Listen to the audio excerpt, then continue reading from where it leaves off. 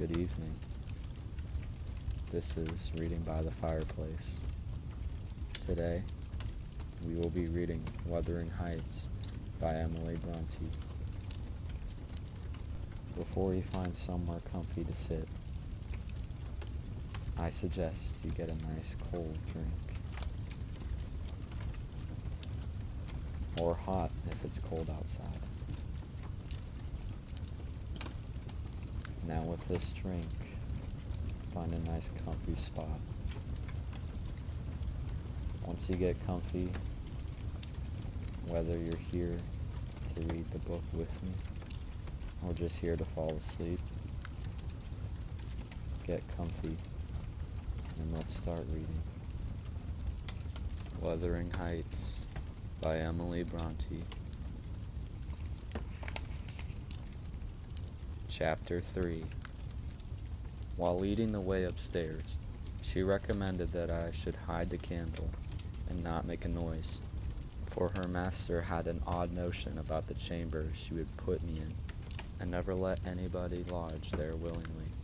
I asked the reason. She did not know, she answered. She had only lived there a year or two, and they had so many queer goings on, she could not begin to be curious. Too stupefied to be curious myself, I fastened my door and glanced round for the bed. The whole furniture consisted of a chair, a clothes press, and a large oak case, with squares cut out near the top resembling coach windows. Having approached this structure, I looked inside, and perceived it to be a singular sort of old-fashioned couch, very conveniently designed to obviate the necessity for every member of the family having a room to himself. In fact, they formed a little closet, and the ledge of a window, which it enclosed, served as a table. I slid back the paneled sides, got in with my light, pulled them together again, and felt secure against the vigilance of Heathcliff and everyone else. The ledge, where I placed my candle, had a few mildewed books piled up in one corner, and it was covered with writing scratched on the paint. This writing, however, was nothing but a name repeated in all kinds of characters, large and small. Catherine Earnshaw, here and there varied to Catherine Heathcliff, and then again to Catherine Linton. In vapid listlessness, I leant my head against the window and continued spelling over Catherine Earnshaw, Heathcliff, Linton, till my eyes closed. But they had not rested 5 minutes when a glare of white letters started from the dark, as vivid as specters. The air swarmed with Catherines, and rousing myself to dispel the obtrusive name, I discovered my candle wick reclining on one of the antique volumes, and perfuming the place with an odor of roasted calfskin. I snuffed it out, and, very ill at ease under the influence of cold and lingering nausea, sat up and spread open the injured tome on my knee. It was a testament in lean type and smelling dreadfully musty. A fly-leaf bore the inscription, Catherine Earnshaw, her book, and a date some quarter of a century back. I shut it, and took up another and another, till I examined all. Catherine's library was select, and its state of dilapidation proved it to have been well used, though not altogether for a legitimate purpose. Scarcely one chapter had escaped.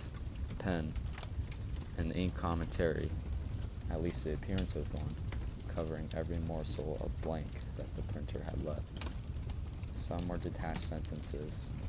Other parts took the form of a regular diary, scrawled in an unformed, childish hand.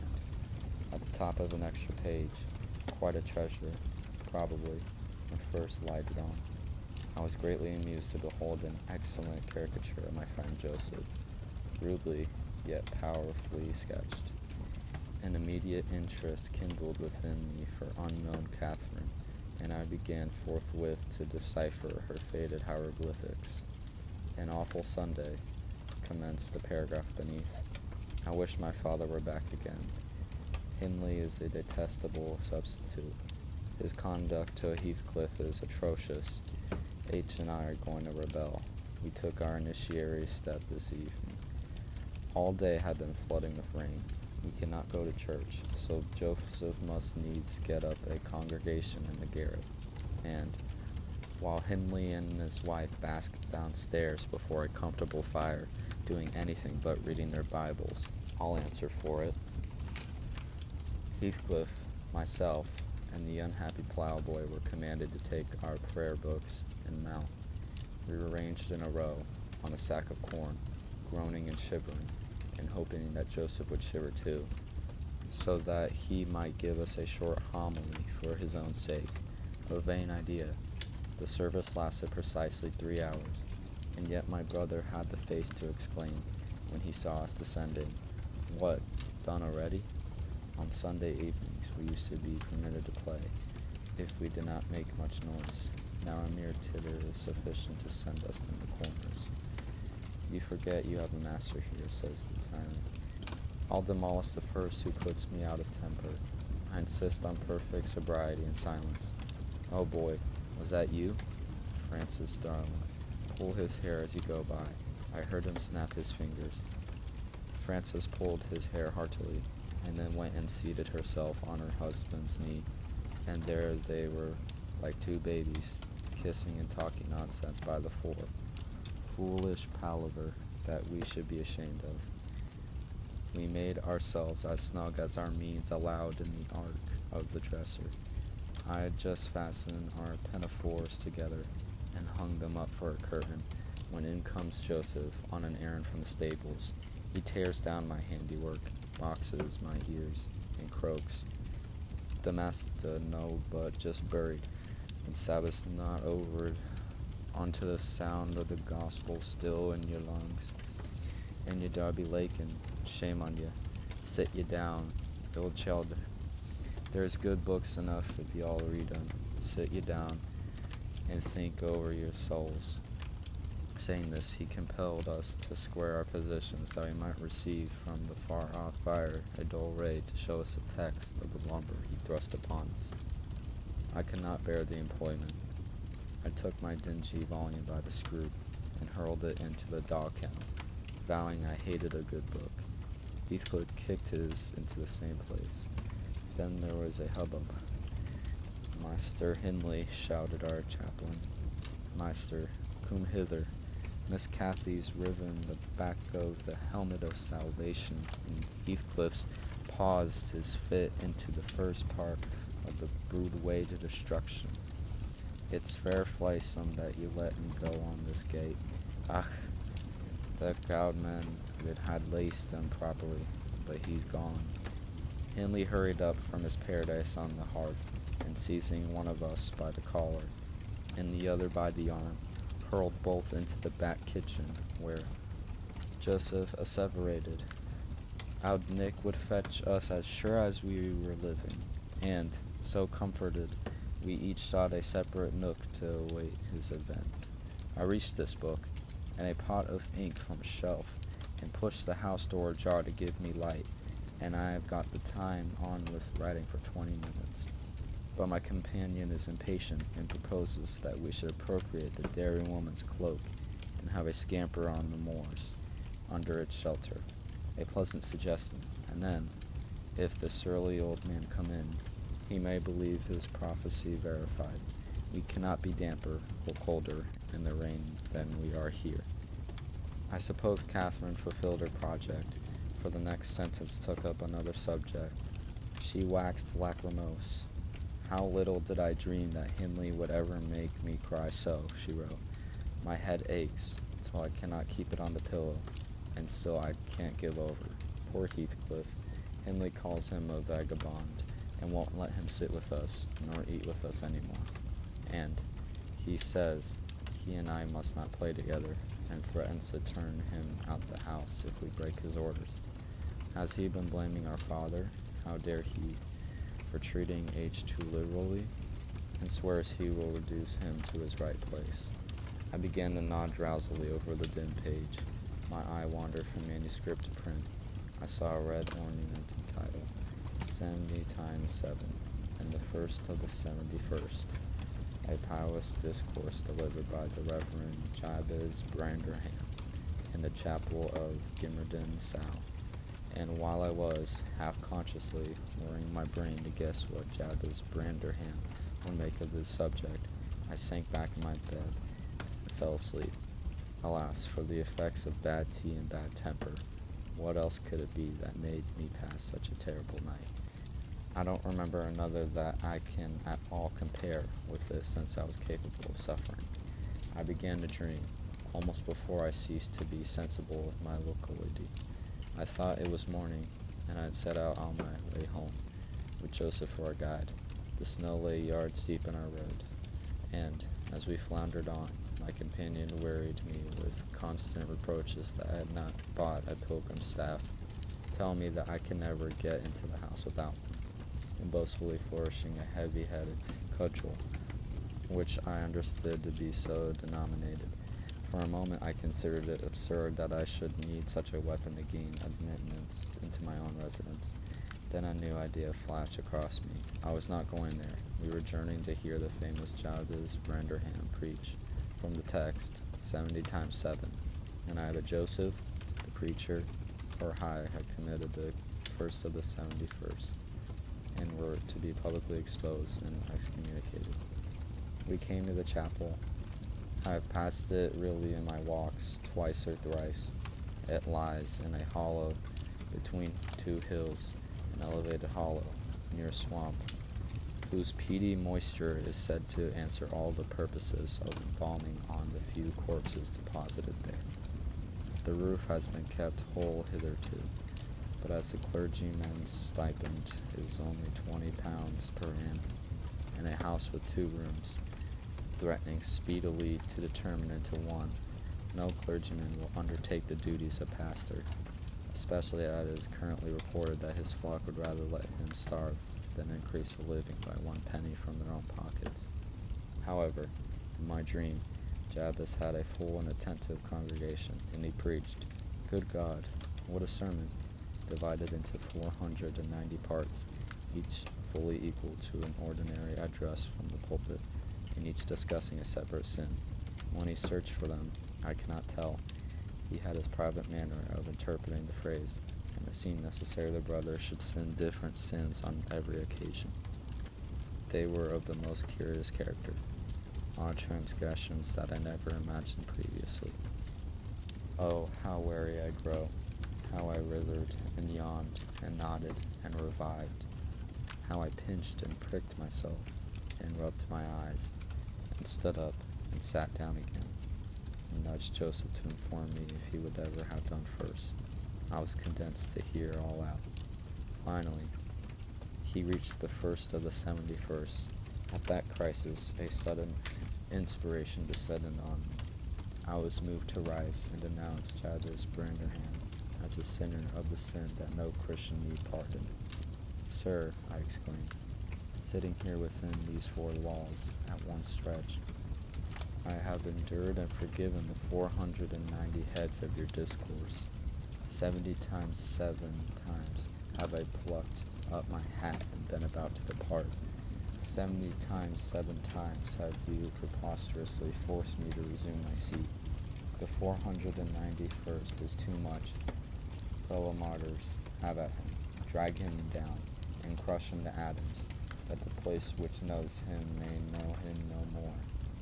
Thou art the man, cried Jabez, after a solemn pause, leaning over his cushion. 70 times 7 times didst thou gapingly contort thy visage. 70 times 7 did I take counsel with my soul. Lo, this is human weakness.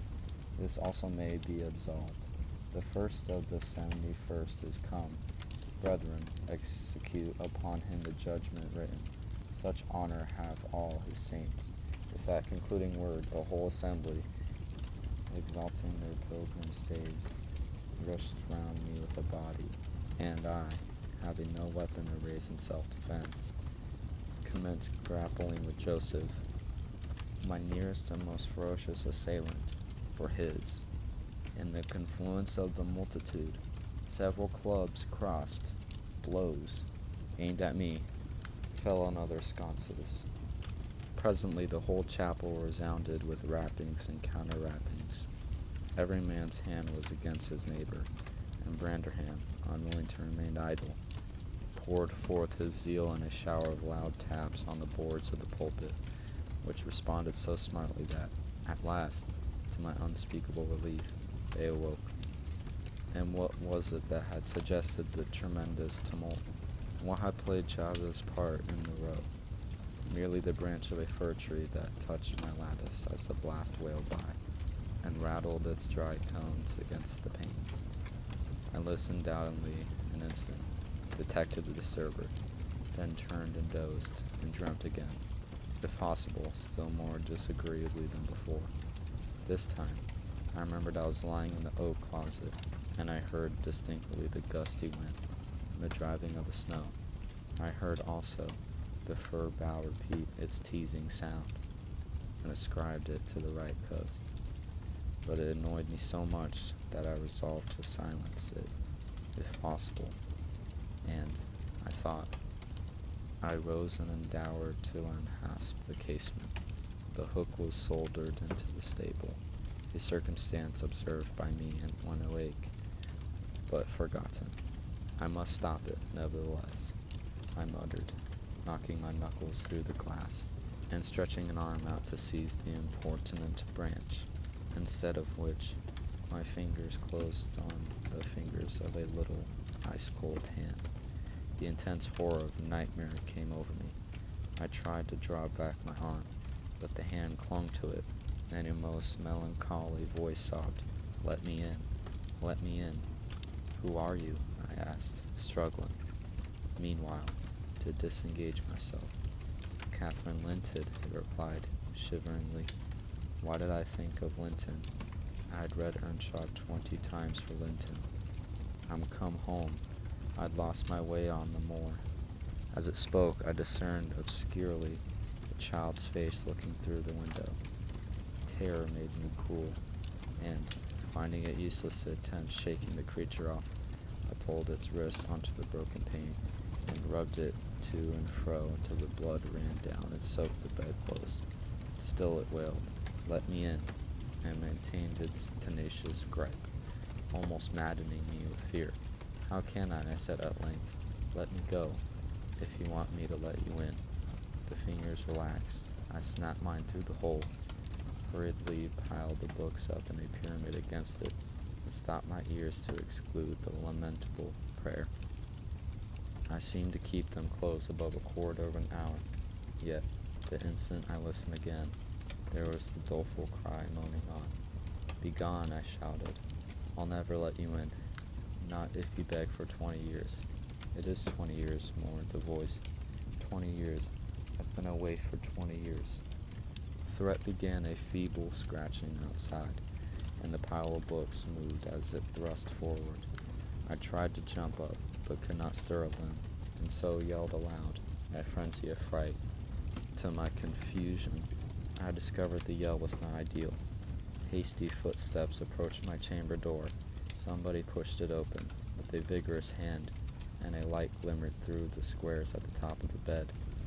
I sat shuddering yet, and wiping the perspiration from my forehead. The intruder appeared to hesitate, then muttered to himself. At last, he said, in a half-whisper, plainly not expecting an answer, "Is anyone here?" I considered it best to confess my presence, for I knew Heathcliff's accents, and feared he might search further, if I kept quiet. With this intention, I turned and opened the panels. I shall not soon forget the effect my action produced. Heathcliff stood near the entrance, in his shirt and trousers, with a candle dripping over his fingers, and his face as white as the wall behind him. The first creak of the oak startled him like an electric shock. The light leaped from his hold to a distance of some feet, and his agitation was so extreme that he could hardly pick it up. "It is only your guest, sir," I called out, desirous to spare him the humiliation of exposing his cowardice further. I had the misfortune to scream in my sleep, owing to a frightful nightmare. "I'm sorry I disturbed you." "Oh, God confound you," Mr. Lockwood. I wish you were at the, commenced my host, setting a candle on a chair, because he found it impossible to hold it steady. And who showed you up into this room? He continued, crushing his nails into his palms and grinding his teeth to soothe the maxillary convulsions. Who was it? I've a good mind to turn them out of the house this moment. It was your servant Zillah, I replied, flinging myself onto the floor and rapidly resuming my garments. I should not care if you did, Mr. Heathcliff. She richly deserves it. I suppose that she wanted to get another proof that the place was haunted at my expense. Well, it is, swarming with ghosts and goblins. You have reason in shutting it up, I assure you. No one will thank you for a doze in such a den. What do you mean? Asked Heathcliff. And what are you doing? Lie down and finish out the night, since you are here. But for heaven's sake, don't repeat that horrid noise. Nothing could excuse it, unless you're having your throat cut. If the little fiend had gone and out the window, she probably would have strangled me, I returned. I'm not going to endure the persecutions of your hospitable ancestors again. Was not the Reverend Jabez Branderham akin to you on the mother's side, and that minx, Catherine Linton, or Ansha, or however she was called? She must have been a jangling, wicked little soul. She had told me she had been walking through the earth these 20 years, a just punishment for her mortal transgressions, I've no doubt. Scarcely were these words uttered when I recollected the association of Heathcliff's with Catherine's name in the book, which had completely slipped from my memory. Till thus awakened, I blushed at my inconsideration, but, without showing further consciousness of the offense, I hastened to add, the truth is, sir, I passed the first part of the night in. Here I stopped afresh. I was about to say, perusing those old volumes. Then I would have revealed my knowledge of their written, as well as their printed contents. So, correcting myself, I went on, and spelling over the name scratched on that window ledge, a monotonous occupation, calculated to set me asleep, like counting, or, what can you mean by talking in this way to me? Thundered Heathcliff with savage vehemence. How dare you? Under my roof? God, he's mad to speak so, and he struck his forehead with rage. I did not know whether to resent his language or pursue my explanation, but he seemed so powerfully affected I took pity and proceeded with my dreams, affirming I had never heard the appellation of Catherine Linton before, but reading it often overproduced an impression which personified itself, and I had no longer my imagination under control. Heathcliff gradually fell back into the shelter of the bed, as I spoke, finally sitting down almost concealed behind it. I guessed, however, by his irregular and intercepted breathing, that he struggled to vanquish an excess of violent emotion, not liking to show him that I had heard the conflict. I continued my toilet rather noisily, looked at my watch, and soliloquized on the length of the night. Not 3 o'clock yet. I could have taken oath it had been 6. Time stagnates here. You must surely have retired to rest at 8. Always at 9 in winter, and rise at 4, said my host, suppressing a groan, and, as I fancied, by the motion of his armed shadow, dashing a tear from his eyes. Mr. Lockwood, he added, you may go into my room. You'll only be in the way, coming downstairs so early, and your childish outcry has sent sleep to the devil for me. And for me too, I replied. I'll walk in the yard till daylight, and then I'll be off, and you need not dread a repetition of my intrusion. I'm now quite cured of seeking pleasure in society, be it country or town. A sensible man ought to find sufficient company in himself. Delightful company, muttered Heathcliff. Take the candle, and go where you please. I shall join you directly. Keep out of the yard, though the dogs are unchained, and the house. Juno mounts sentinel there. And, nay, you can only ramble about the steps and passages. But away with you. I'll come in 2 minutes. I obeyed so as far to quit the chamber, when ignorant where the narrow lobbies led, I stood still, and was witness involuntary to a piece of superstition out to a part of my landlord, which belied, oddly, his apparent sense. He got onto the bed, and wrenched open the lattice, bursting, as he pulled at it, into an uncontrollable passion of tears. Come in, he sobbed. Kathy, do come. Oh, do, once more. Oh, my heart's darling. Hear me this time, Catherine. At last, the spectre showed a spectre's ordinary caprice. It gained no sign of being, but the snow and wind whirled wildly through, even reaching my station and blowing out the light. There was such anguish in the gush of grief that accompanied this raving, that my compassion made me overlook its folly, and I drew off, half angry to listen at all, and vexed at having related my ridiculous nightmare, since it produced the agony. Though why was beyond my comprehension, I descended cautiously to the lower regions, and landed in the back kitchen, where a gleam of fire, raked compactly together, enabled me to rekindle my candle. Nothing was stirring except a brindled, gray cat, which crept from the ashes, and saluted me with a querulous mew. 2 benches, shaped in a sections of circle, nearly enclosed the hearth. On one of these I stretched myself, and Grimalkin mounted the other.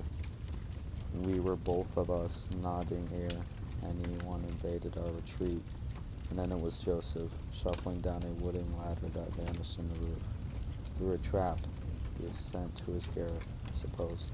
He cast a sinister look at the little flame which I had enticed to play between the ribs, swept the cat from its elevation, and bestowing himself in the vacancy, commenced the operation of stuffing a 3-inch pipe with tobacco. My presence in his sanctum was evidently esteemed a piece of impudence too shameful for remark. He silently applied the tube to his lips, folded his arms, and puffed away. I let him enjoy the luxury unannoyed, and after sucking out his last wreath, and heaving a profound sigh, he got up and departed as solemnly as he came. A more ecstatic footstep entered next, and now I opened my mouth for a good morning, but closed it again, the salutation unachieved. For Hareton Earnshaw was performing his orison sotto voce, in a series of curses directed against every object he touched, while he rummaged a corner up for a spade or shovel to dig through the drifts. He glanced over the back of the bench, dilating his nostrils, and thought as a little of exchanging civilities with me as with my companion the cat. I guessed, by his preparations, that a rest was allowed, and leaving my hard couch, made a movement to follow him. He noticed this, and thrust at an inner door with the end of his spade, intimating by an articulate sound that there was this place where I must go, if I changed my locality. It opened into the house, where the females were already astir, Zillah urging flakes of flame up the chimney with a colossal bellows, and Miss Heathcliff, kneeling on the hearth, reading a book by the aid of the blaze. She held her hand interposed between the furnace heat and her eyes, and seemed absorbed in her occupation, desisting from it only to chide the servant for covering her with sparks, or to push away a dog, now and then, that snoozled its nose over forwardly into her face. I was surprised to see Heathcliff there also. He stood by the fire, his bare back towards me, just finishing a stormy scene with poor Zillah. Lover and none interrupted her labor to pluck up the corner of her apron, and heave an indignant groan. And you worthless, he broke out as I entered, turning to his daughter, in-law, and employing an epithet as harmless as duck or sheep, but generally represented by a dash. There you are, your idols' tricks again. The rest of them do earn their bread. You live on my charity. Put your trash away and find something to do. You shall pay me for the plague of having you eternally in my sight. Do you hear, damnable jade? I'll put my trash away, because you can make me if I reuse, answered the young lady, closing her book and throwing it on a chair. But I'll not do anything. though you should swear your tongue out, accept what I please. Heathcliff lifted his hand, and the speaker sprang to a safer distance, obviously acquainted with its weight. Having no desire to be entertained by a cat and dog combat, I stepped forward briskly, as if eager to partake the warmth of the hearth, and innocent of any knowledge of the interrupted dispute. Each had enough decorum to suspend further hostilities. Heathcliff placed his fist, out of temptation, in his pockets. Miss Heathcliff curled her lip and walked to a seat far off, where she had kept her word by playing the part of a statue during the remainder of my stay. That was not long. I declined joining their breakfast, and, at the first gleam of dawn, took an opportunity of escaping into the free air, now clear and still, and cold as impalpable ice. My landlord howled for me to stop ere I reached the bottom of the garden, and offered to accompany me across the moor. It was well he did. The whole hill back was one billowy white ocean. The swells and falls was not indicating corresponding rises and depressions in the ground. Many pits, at least, were filled to a level, and entire ranges of mounts, the refuse of the quarries, blotted from the chart with which my yesterday's walk left pictured in my mind. I had remarked on one side of the road, in intervals of 6 or 7 yards, a line of upright stones continued through the whole length of the barren. These were erected and dabbled with lime on purpose to serve as guides in the dark, and also, when I fall, like the present, confronted the deep swamps on either hand with the firmer path. But, excepting a dirty dot pointing up here and there, all traces of their existence had vanished, and my companion found it necessary to warn me frequently to steer to the right or left, when I imagined as I was following correctly the windings of the road. We exchanged a little conversation, and he halted at the entrance of Thrushcross Park, saying I could make no error there. Our adieux were limited to a hasty bow, and then I pushed forward, trusting to my own resources, for the porter's lodge is untenanted as yet.